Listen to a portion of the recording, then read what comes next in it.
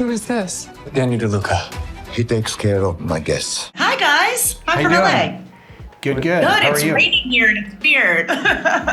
You know, it's funny how how when you're away from home and you hear that it's raining, it feels good. You're like, oh, good, okay. I'm not missing a beautiful day.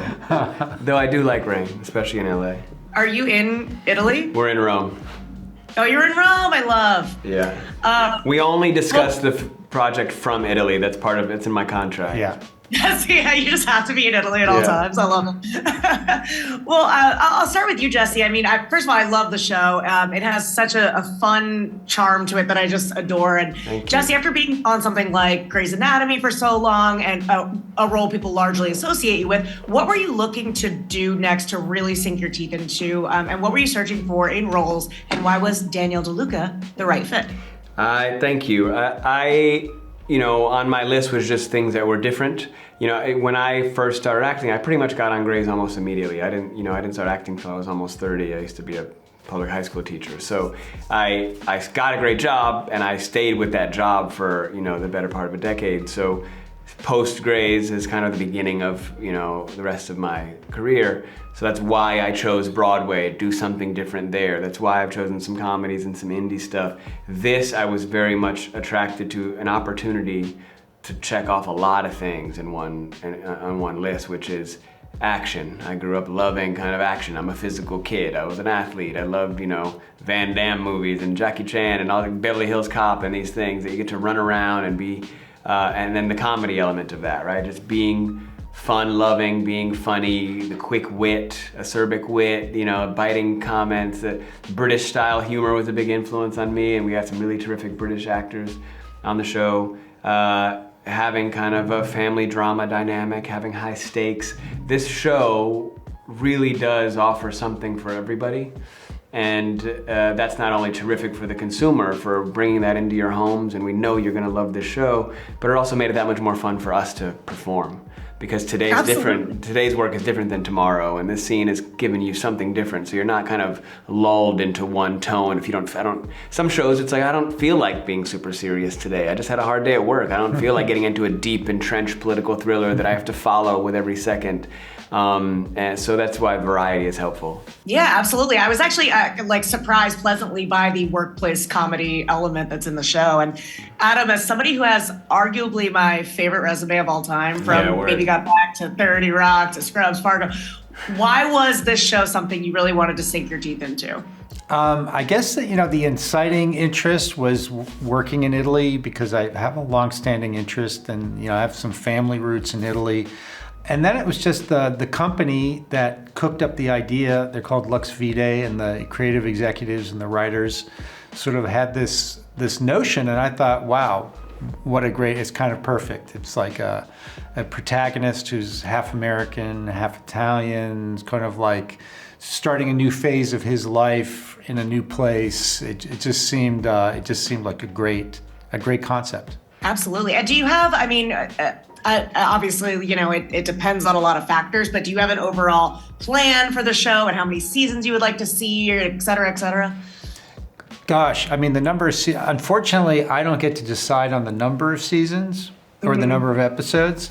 But I think our plan, you know, in success going forward is to like take these characters that we've come to know better and to kind of craft stories that allow them, you know, to allow us to maintain kind of like the vibe that we started in the first season, but take these characters to new places, dig a little deeper into their past. Absolutely. Adam, I have a bone to pick with someone. It's not you. Why isn't one of the greatest, most formative television shows of my generation, Pete and Pete, not available on streaming? Wow, that's a great question. It's so annoying. Yeah, it's funny. Is that Louis' show? Sorry? No, that's not Louis' show. Pete and Pete was a Nickelodeon show for kids. Pete and Pete, yes. And it was like a really absurd, Wow. super creative show. that was made completely outside of the you know what I mean? It was on the fringes of the entertainment business because the guys who wrote it were like promo writers at Nickelodeon. I don't know what the rights issues are with that. I mean, it's Nickelodeon, which is owned by Paramount. Paramount. It's Nickelodeon, Viacom, Paramount, CBS World. Yeah. That's a really. So how do you watch it? You just have like VHS tapes of it, or you? I have it on. I bought this on Amoeba a few years ago. It's like nice. It's a great Amoeba buy. Yeah, it drives me crazy. They're really hard to find. There's a whole Reddit thread about it.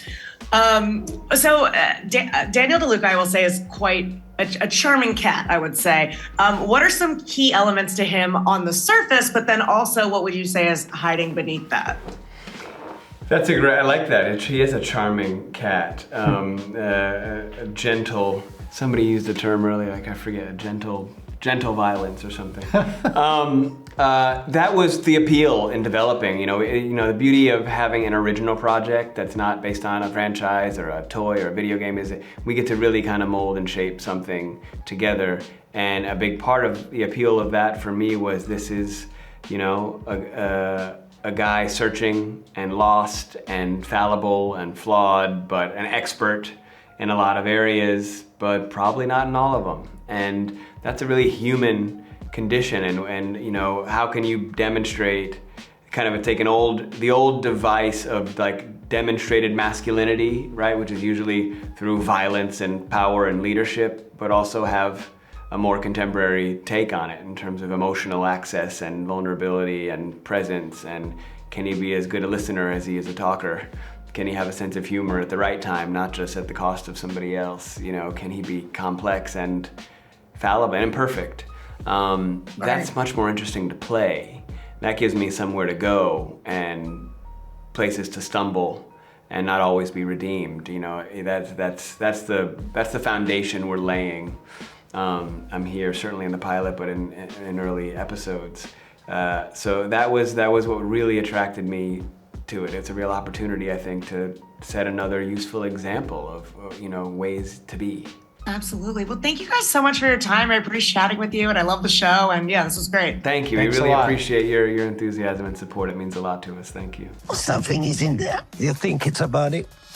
Did you order a body? Actually, I'm kinda squeamish.